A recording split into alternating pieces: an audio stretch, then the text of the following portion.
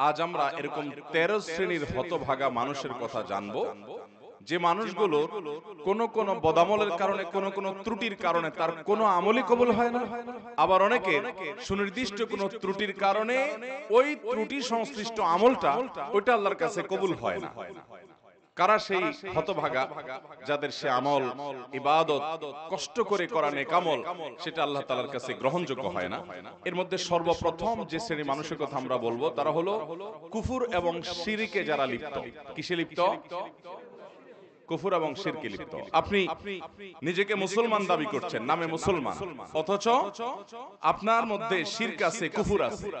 তো এরকম যদি হয় তাহলে শিরক এবং কুফরে থাকা ব্যক্তি, এই ব্যক্তি যত নেক আমল করুক, সে নিজেকে মুসলমান মনে করছে, হয়তো তিনি 5 ওয়াক্ত নামাজও পড়েন, কিন্তু তার মধ্যে যদি শিরকে আকবর থাকে, কোন শিরক থাকে, মানে বড় শিরক, যে শিরকটার কারণে মানুষ ইসলাম থেকে খারিজ হয়ে যায়, তার মধ্যে যদি কুফরি থাকে, যেটার কারণে মানুষ ইসলাম থেকে খারিজ হয়ে যায়, তাহলে এই ব্যক্তি নিজেকে যত মুসলমান মনে করুক, আমরা সবাই হয়তো মুসলমান তাকে মনে করি, সে হয়তো মসজিদেও আসে, সে হয়তো নামাজও পড়ে, সে হয়তো হজ উমরা করতেও যায়, অথচ তার কোন আমল, সে নামাজ পড়ুক, রোজা রাখুক, হজ করুক, যাকাত করুক, দান করুক, সাদাকা করুক, তার কোন আমল আল্লাহর কাছে গ্রহণযোগ্য হয় না। নাম্বার 2, যারা তাকদীরকে অস্বীকার করে। অনেক মানুষ আছে আমাদের সমাজে, দেখবেন আপনি যখন তাকদীরের কথা বলবেন, আপনি যখন ভাগ্যের কথা বলবেন, আপনি যখন আল্লাহর কাজা এবং ফয়সালার কথা বলবেন, যে আল্লাহর হুকুম, আল্লাহর ফয়সালা হয়েছে তাই এমনটি হয়েছে, বা আল্লাহর যা ফয়সালা হবে তাই হবে, এরকম কথা যখন বলেন, অনেক মানুষ আছে দেখবেন এমন মন্তব্য করেন যেন তিনি এই তাকদীর এর কাজা ফয়সালা এগুলোকে মানে না। আরে রাখ তোর তাকদীর, আমারটা আমি দেখব, আমার ভাগ্য আমাকে নির্ধারণ করতে হবে। নিজের ভাগ্য নিজে নির্ধারণ করার ক্ষমতা পৃথিবীতে কারোর আছে? যদি থাকতো তাহলে পৃথিবীতে কোনো মানুষের কোনো বিপদ হতো? অথবা তাকদীরকে যদি কেউ অস্বীকার করে, তো সে ব্যক্তি সম্পর্কে নবী করিম সাল্লাল্লাহু আলাইহি সাল্লাম বলেছেন যে তার কোন প্রকার আমল, সে নফল আমল করুক, ফরজ আমল করুক, শারীরিক আমল করুক, আর আর্থিক ইবাদত করুক, এর কোনটা কবুল হবে না যদি সে তাকদীরকে কি করে? অস্বীকার করে। অতএব আমরা আল্লাহর তাকদীর এবং ফয়সালাকে বিশ্বাস করি কি করি না? আল্লাহর তাকদীর এবং আল্লাহর ইলম, আল্লাহর ফয়সালার বাহিরে পৃথিবীতে একটি পাতাও নড়তে পারে না এবং নড়বেও না। এরপর 3 নম্বর, যার আমল ইবাদত কবুল হবে না, সে হলো আকুল ওয়ালিদাইন, মা বাবার নাফরমান। এই সম্পর্কে নবী করিম সাল্লাল্লাহু আলাইহি সাল্লামের একটা হাদিস বর্ণিত হয়েছে, যে নবী করিম সাল্লাল্লাহু আলাইহি সাল্লাম কয়েক ব্যক্তি সম্পর্কে বলেছেন যে এই কয়েক শ্রেণীর মানুষ, এদের সালাত কবুল হবে না, এদের নামাজ কবুল হবে না, এদের ইবাদত বন্দেগী কবুল হবে না। এর মধ্যে এক ব্যক্তি হলো মা বাবার নাফরমান। আমাদের সমাজে আজকাল অনেক নামাজি ছেলেও পাওয়া যায়, কিন্তু বাবা মাকে সালাম দেয় না। আছে না নাই? বাবা মাকে সালাম দিতে যদি লজ্জা হয়, তাহলে এই লজ্জা কুফরির অঙ্গ। এই লজ্জা কিসের অঙ্গ ভাই? সব লজ্জা কিন্তু ঈমানের অঙ্গ না। যেই লজ্জা আপনাকে হারাম থেকে বাঁচায়, ওইটা হলো ঈমানের অঙ্গ। আর যেই লজ্জার কারণে আপনি ভালো কাজ করতে পারেন না, নেক আমল করতে পারেন না, জড়তা তৈরি হয়, বুঝবেন এটা শয়তান তৈরি করছে, এটা ঈমানের অঙ্গ না, এটা কুফরির অঙ্গ। ওই লজ্জাকে জয় করতে হবে, সে লজ্জাকে কি করতে হবে? অতএব বাবা মাকে সালাম দেব তো ইনশাআল্লাহ, ভাই বোনকে সালাম দেব তো ইনশাআল্লাহ। অনেক ভাই আছেন আমাদের, তিনি খুব ইনোসেন্ট মানুষ, খুব ভদ্র মানুষ, খুবই সভ্য মানুষ, আখলাকি মানুষ, সবার কাছে ভালো, কিন্তু মা বাবার কাছে আসলে সবচেয়ে বেয়াদব। আছে না নাই? ভাইরা আমার, আমাদের তরুণ প্রজন্মের এরকম দুরবস্থা চলছে আজকাল, যে তরুণদেরকে যদি জিজ্ঞাসা করা হয় আল্লাহর জমিনে চোখ বন্ধ করে কিছু হোক বা না হোক, চুন থেকে নুন খসলেই যাকে ঝাড়ি দেওয়া যায় তার নাম কি? মা। সন্দেহ আছে কোন? আমাদের যুবকদের কাছে এটা এখন ডালভাত হয়ে গেছে না, যে অন্য কোথাও ঝাড়ি না চললেও যাকে ঝাড়ি দেয় তিনি কে? মা। যে লোকটাকে সবচেয়ে বেশি শ্রদ্ধা করার কথা, যে লোকটা তার কোন প্রকার কষ্ট হতে পারে এমন কোন শব্দ পর্যন্ত উচ্চারণ করা নিষিদ্ধ, সে লোকটার সামনে সবচেয়ে বেশি দুর্ব্যবহার। মা বাবার যারা নাফরমানি করে, মা বাবা বলে ডানে যাও, সে যায় বামে। মা বাবা যদি কোনো নির্দেশ করেন এবং সেই নির্দেশ যদি আল্লাহর কোন নির্দেশের খেলাফ না হয় সরাসরি, তাহলে সেই নির্দেশ মানা সন্তানের জন্য ওয়াজিব। সেটা সন্তানের জন্য মানা কি আবশ্যক, সেটা না মানলে আপনি গুনাহগার হবেন। অনেক ভাই আছেন অন্য সব দিক থেকে ভালো, কিন্তু মা বাবার কথা মানেন না, মা বাবার নাফরমানি করেন, মা বাবার বেয়াদবি করেন। আব্দুল্লাহ ইবনে আব্বাস রাদিয়াল্লাহু তাআলা বলেছেন, তুমি তোমার বাবার সামনে জামা ঝাড়া দিয়েছো, এরকম করে জামা ঝাড়া দিয়েছো, ঝাড়া দিয়ে শুধু ধুলা পরিষ্কার করছো, তুমি বেয়াদবের খাতায় নাম লেখাইছো। কারণ তোমার এটা বাবা মার নাফরমানি, হুকুকুল ওয়ালিদাইনের অন্তর্ভুক্ত। ভাইরা আমার, আমাদের শরীরের চামড়া দিয়ে যদি আমরা বাবা মাকে জুতো বানাই দেই, আল্লাহর কসম তারপরও তাদের ঋণ শোধ হবে না। তাদের ঋণ আপনি শোধ করতে পারবেন না। আপনার বাপ অনেক খারাপ, আপনার মা অনেক খারাপ, আপনার কিছু করে না, তারা আপনার আরেক ভাইয়ের দিকে খেয়াল রাখে, আপনার দিকে খেয়াল রাখেন, আপনার শত বিচার থাকতে পারে, শত অভিযোগ থাকতে পারে, শুধু আপনার দুনিয়া আসার কারণ এবং মাধ্যম যে তারা হয়েছেন, এই ঋণটা সারা জীবন আপনি আদায় করে শেষ করতে পারবেন না। আল্লাহ তাআলা আমাদেরকে মা বাবার আনুগত্যকারী, মা বাবার হুকুম মাননেওয়ালা সন্তান হওয়ার তৌফিক দান করুন। মা বাবার অনুগত সন্তান হব তো ইনশাআল্লাহ। বাবা মার সামনে মাথা থাকবে নিচু, ভাইরা মাথা উঁচু হবে না। যদি কখনো জোরে কথা হয়ে যায়, দেরি করবেন না, সাথে সাথে পা জড়িয়ে যেভাবে হোক চোখের পানি ফেলে মাপ চেয়ে নেবেন।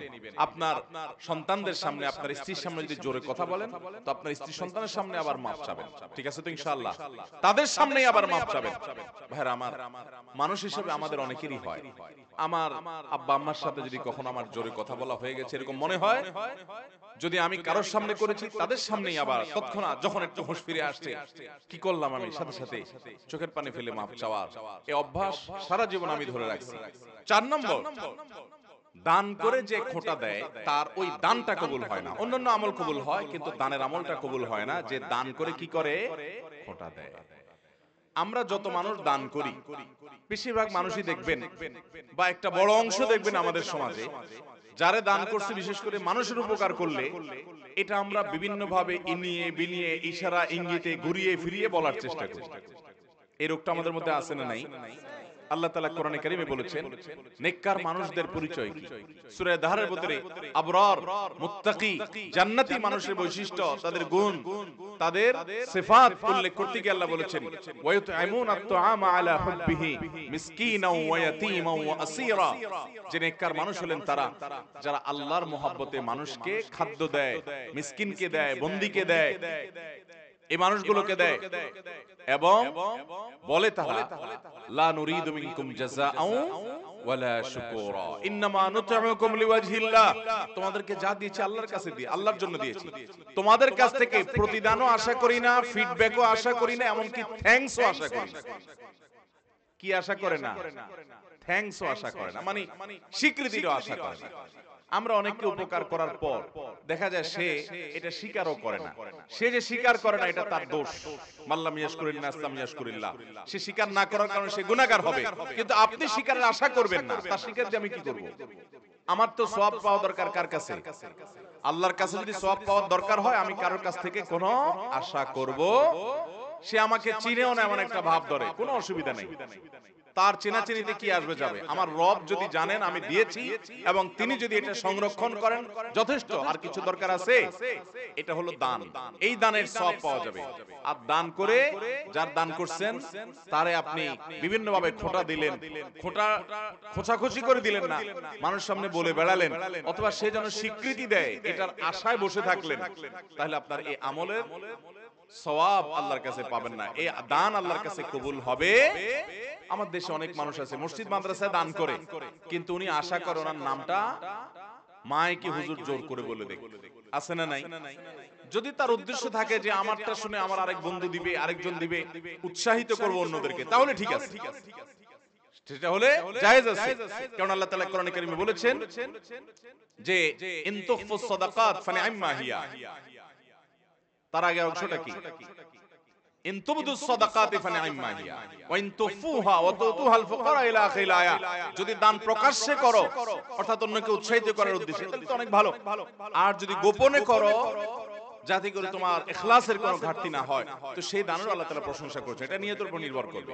আমি যখন ঢাকা এক মসজিদে নামাজ পড়াই, 2002-3 সন এরকম সময় হবে, তখন আমার এক মুসল্লি মসজিদের, ওই আল্লাহর, তাহলে ভাই যাদের আমল কবুল হয় না সে মানুষগুলোর 4 নম্বর মানুষ বলেছি যারা দান করে মানুষকে খোঁটা দেয়, তাদের অন্যান্য আমল কবুল হয় কিন্তু দানের আমলটা কবুল হয় না। 5 নম্বর, ওই কপাল পোড়া এবং হতভাগা মানুষ যার কোন আমল ইবাদত কিছুই কবুল হবে না, সে হলো নবী করিম সাল্লাল্লাহু আলাইহি সাল্লামের শহর মদিনায়ে মুনাওয়ারায় যে হারামে যে ফাসাদ সৃষ্টি করে, ফিতনা সৃষ্টি করে, অশান্তি সৃষ্টি করে, হাঙ্গামা করে, গন্ডগোল ফাসাদ করে। নবী করিম সাল্লাল্লাহু আলাইহি সাল্লামের হাদিস বর্ণিত হয়েছে বিষয়ে সহিহ বুখারীতে, তিনি বলেছেন এই মদিনা মান আহদাসা ফিহি হাদাসান, এখানে যে ব্যক্তি কোন দুর্ঘটনা ঘটাবে, আও আওয়া মুহদিসান, অথবা এই মদিনায় কোন দুর্ঘটনাকারীকে যে ব্যক্তি আশ্রয় দান করবে, ফাআলাইহি লাআনাতুল্লাহ ওয়াল মালাইকাতি ওয়ান নাস আজমাইন, ওই ব্যক্তির উপর আল্লাহর লানত, ফেরেশতাদের লানত, সমস্ত মানুষের লানত বর্ষিত হয়। এবং লা ইকবালু মিনহু ইয়াউমাল কিয়ামাতি সালাতুন ওয়া সারফুন ওয়ালা আদলুন, কিয়ামতের দিন তার কোন আমল আল্লাহর কাছে কবুল হবে। তাহলে 5 নম্বর আমরা পেয়ে গেলাম, যে ব্যক্তি মদিনায় মসজিদে নববীতে বা মসজিদে নববী শুধু নয়, হারামের যে এরিয়া মদিনাতে, এই এরিয়ার মধ্যে যে ব্যক্তি অশান্তি সৃষ্টি করে, ফাসাদ সৃষ্টি করে, এই ব্যক্তির আমল ইবাদত কিছু কবুল হয় না। নাম্বার 6, দুই ভাই আপন তারা যদি নিজেরা ঝগড়া লিপ্ত হয়, গন্ডগোল ফাসাদ মারামারিতে কাটাকাটিতে লিপ্ত হয়, তো এই দুইজনের ইবাদত কবুল হয় না। নবী করিম সাল্লাল্লাহু আলাইহি ওয়াসাল্লাম বলেছেন, সালাসাতুন লা তুরফাউ সালাতুহুম ফাওকা রুউসিহিম, তিন ব্যক্তি আছে যাদের নামাজ তাদের মাথার উপরে ওঠে না, অর্থাৎ আল্লাহর কাছে পৌঁছে না, কবুল হয় না। কারা? সেই ব্যক্তিগুলো হলো ওই ব্যক্তি, তিন ব্যক্তির কথা নবী সাল্লাল্লাহু আলাইহি ওয়াসাল্লাম বলেছেন, এর ভিতরে এক ব্যক্তি হলো ওই ব্যক্তি ইখওয়ানে মুতাসারিমান, দুই ভাই যারা নিজেরা গন্ডগোল মারামারিতে লিপ্ত, আপন ভাই মারামারিতে লিপ্ত, অথচ আবার আমল ইবাদত করে, নামাজ কালামও পড়ে, এরকম আছে না নাই? আছে না নাই বলেন? তো এরকম আমল ইবাদত করে কি লাভ হবে? 7 নম্বর, ওই একই হাদিস যেটি ইবনে মাজাহ বর্ণিত হয়েছে যে তিন ব্যক্তির নামাজ তাদের মাথার উপর ওঠে না, তাদের মধ্যে আরেক ব্যক্তির কথা 7 নম্বরে বর্ণিত হয়েছে, সে হলো সেই ইমাম যে ইমাম মানুষের ইমামতি করে অথচ মানুষ তার উপরে যুক্তিসঙ্গত কারণে অসন্তুষ্ট। এরকম অনেক ইমাম আছে না নাই? এখানে বড় ইমামতের ইমামও হতে পারে, ছোট ইমামতের ইমামও হতে পারে। বড় ইমামতের ইমাম মানে রাষ্ট্র শাসক, শাসন করে, কোন অঞ্চলের শাসন করে, যে কোনো পর্যায়ের শাসক। আর ছোট ইমামতের ইমাম মানে হলো ওয়াক্তিয়া নামাজের ইমামতের ইমাম। যে কোনো ইমাম হোক না কেন, তিনি নেতৃত্ব দিচ্ছেন, তিনি মানুষকে নেতা, মানুষের নেতা হয়েছেন, তিনি ইমামতি করছেন, অথচ যারা তার পিছনে অনুসরণ করছেন তারা যুক্তিসঙ্গত কারণে তার উপর অসন্তুষ্ট। অযৌক্তিক কারণে তো বাংলাদেশের সময়ের উপরে কম বেশি মুসল্লিরা অসন্তুষ্ট আছে না নাই? হুজুরদের উপরে শতভাগ সন্তুষ্ট এরকম মুসল্লি, এরকম মসজিদ পাওয়া যাবে না। তাছাড়া হুজুররাও মানুষ শতভাগ সন্তুষ্ট হওয়া সম্ভব না, কিন্তু যৌক্তিক কারণে বেশিরভাগ মুসল্লি বা সব মুসল্লিরাই অসন্তুষ্ট, কিন্তু হুজুরের খুঁটির জোর বেশি, গায়ের জোর বেশি, এজন্য হুজুরের সরানো যায় না। এরকম কিছু হুজুর আছে না নাই? অথচ ওই হুজুর অনেক নাজায়েজ কাজে লিপ্ত, মানুষ ভয় বলতেও পারে না, কারণ হুজুর বড় বড় পাওয়ার আল্লাহর সাথে হাত রাখে, আছে না নাই? তো এইরকম হুজুর, তাদেরও এই সালাত তাদের মাথার উপরে উঠবে না। 8 নম্বর হলেন ওই নারী, যেই নারী রাত্রি যাপন করেছেন অথচ তার স্বামী তার উপরে যৌক্তিক কারণে অসন্তুষ্ট। অযৌক্তিক কারণে স্বামী অসন্তুষ্ট হলে ওইটার কারণে স্ত্রীর আমল ইবাদত কবুল হবে না, ব্যাপারটা সেরকম নয়। যদি যৌক্তিক কারণে তার স্বামী তার উপরে অসন্তুষ্ট থাকে এবং তিনি ওই অবস্থায় তেড়ামি করে রাত পার করে দেন, তাহলে এ আল্লাহর বান্দি তার সালাত তার মাথার উপরে উঠবে না। এটাও ইবনে মাজাহ হাদিসে বর্ণিত আছে। তাহলে 8 নম্বর পেলাম সেই নারী, যে নারী রাত্রি যাপন করেছেন অথচ তার স্বামী তার উপরে যৌক্তিক কারণে অসন্তুষ্ট। এরপর তিরমিজির বর্ণিত হাদিসে আমরা জানি 9 নম্বর শ্রেণী মানুষের কথা, যার আমল ইবাদত কবুল হবে না, বিশেষ করে সালাত কবুল হবে না, সে হলো ওই কৃতদাস, যে কৃতদাস সে কোন ন্যায্য বা শরীয়গ্রাহ্য কারণ ছাড়া যে তার মালিক থেকে ভেগে গেছে। এই ব্যক্তি সম্পর্কে নবী সাল্লাল্লাহু আলাইহি ওয়াসাল্লাম হাদিসে আসছে যে এই ব্যক্তি ফিরে আসা পর্যন্ত হাত্তা ইয়ারজা, তার সালাত তার ইবাদত আল্লাহর কাছে কবুল হয় না। তার 9 নম্বর হলো যে ব্যক্তি তার মালিক থেকে যৌক্তিক কারণ ছাড়া ভেগে গেছে, তার আমল ইবাদত তার সালাত কবুল হয় না। এবং 10 নম্বর হলেন ওই নারী, যেই নারী বাসা থেকে বের হয়েছেন সুগন্ধি মেখে। আজকাল আমাদের অনেক মুসলমান মেয়েরা আছেন, আমাদের অনেক মা বোনরা আছেন যে অনেক পারফিউম ব্যবহার করে, অনেক সুগন্ধিযুক্ত প্রসাধনী ব্যবহার করে তার আশপাশের পুরো পরিবেশটাকে মোহিত করে ফেলছে সুগন্ধি দিয়ে, সেটা ব্যবহার করে তিনি বের হচ্ছেন। এই সুগন্ধি যতজনের নাকে যাচ্ছে তারা ফিতনায় পতিত হচ্ছে, তারা কল্পনার জেনায় লিপ্ত হচ্ছে, তারা গুনাহগার হচ্ছে, সমাজ অস্থিতিশীল হচ্ছে, ফাসাদের দিকে যাচ্ছে। এরকম অনেক মা বোন আমাদের আছেন না নাই? এই সমস্ত মা বোনদের অনেকে আছেন নামাজও পড়তে যান, এভাবে সুগন্ধি ব্যবহার করে তিনি বাজারে গেলে অন্যান্য কাজ করলে তার পরিণাম কি হবে সেটা তো পরের কথা। আপনি শুধু এটা চিন্তা করুন যে নবী করিম সাল্লাল্লাহু আলাইহি সাল্লাম এই রকম সুগন্ধি ব্যবহার করে কোন নারী যদি মসজিদে পর্যন্ত যায়, তার সম্পর্কে পর্যন্ত নবী সাল্লাল্লাহু আলাইহি সাল্লাম বলেছেন যে তার সালাত কবুল হবে না। তিনি মসজিদে গিয়ে নামাজ পড়লে সে নামাজ কবুল হবে না যতক্ষণ পর্যন্ত বাসায় ফিরে এসে গোসল করে তার শরীরে সে সুগন্ধি ধুয়ে মুছে পরিষ্কার করে নামাজ আদায় না করবেন। 11 নম্বর, ওই ব্যক্তি যে ব্যক্তি দান করে কিন্তু সে দানটা হারাম টাকা থেকে দান করে। এরকম লোক আমাদের দেশে আছে না নাই? অভাব না। মসজিদ মাদ্রাসা ওয়াজ মাহফিলে টাকা দেনেওয়ালা মানুষ হারাম টাকা যারা উপার্জন করে, এদের টাকাগুলো যদি নেওয়া বন্ধ করত তাহলে মাহফিলগুলোর এত আলো ঝলমলে লাইটও থাকতো না। মসজিদ মাদ্রাসা ওয়াজ মাহফিল আমরা যারা করি, এর পরিচালনার সাথে যারা জড়িত, এদের মধ্যে খুব অল্প সংখ্যক মানুষ আছে যে ইসলামটাকে ভালো করে বুঝছে, যার কারণে না বুঝার কারণে তারা মসজিদটাকে চকচকা ফকফকা করার জন্য যে টাকা দেয় হুমড়ি খেয়ে নেয়। অথচ আপনারা যারা মক্কায় গেছেন তারা জানেন, আর ইউটিউবের মাধ্যমে বিভিন্ন ভিডিওর মাধ্যমে আপনারা যারা দেখেছেন তারাও জানেন যে মক্কা মসজিদে হারামের পাশে বুক পরিমাণ একটা ওয়াল দিয়ে রাউন্ড দেওয়া আছে। খেয়াল করছেন কখনো? এটাকে বলা হয় হাতিমে কাবা। এটা কাবার এরিয়া। ইব্রাহিম আলাইহিস সালাম যে কাবা পুনর্নির্মাণ করেছিলেন, এই জায়গাটা কাবার ভিতরে ছিল। এই যে কালো গিলাপে মোড়ানো আল্লাহর ঘর মসজিদ, এটার মধ্যে ওইটাও ছিল। কিন্তু নবী করিম সাল্লাল্লাহু আলাইহি সাল্লামের দাদা আব্দুল মুত্তালিব, নবী সাল্লাল্লাহু আলাইহি সাল্লাম যখন ছোট ছিলেন তখন উনি এই কাবা যখন ভেঙে পড়ে পুরান হয়ে গেছে, তখন এটার ভবনকে সংস্কার করে পুনর্নির্মাণ করার উদ্যোগ নিলেন উনি একা না, কুরাইশের সব নেতারা মিলে। এটা যখন উদ্যোগ নেওয়া হলো, তারা ঘোষণা দিলেন, দেখেন তারা মুশরিক ছিলেন কিন্তু তাদের চিন্তা চেতনা কত শুদ্ধ ছিল এই ক্ষেত্রে যে তারাও এটা বুঝতেন যে আল্লাহর ঘরে হারাম টাকা ঢোকানো উচিত না। এইজন্য তারা ঘোষণা দিলেন, আমরা এই বাইতুল্লাহ পুনর্নির্মাণ করব, এটার জন্য ফান্ড কালেকশন করছি, যারা যা পারেন টাকা দেন, কিন্তু যে হারাম টাকা উপার্জন করেন তার টাকা আমরা নেব না। সমাজে কে হালাল টাকা উপার্জন করে, কে হারাম টাকা উপার্জন করে, সমাজের লোকজন কম বেশি জানে কি জানে না?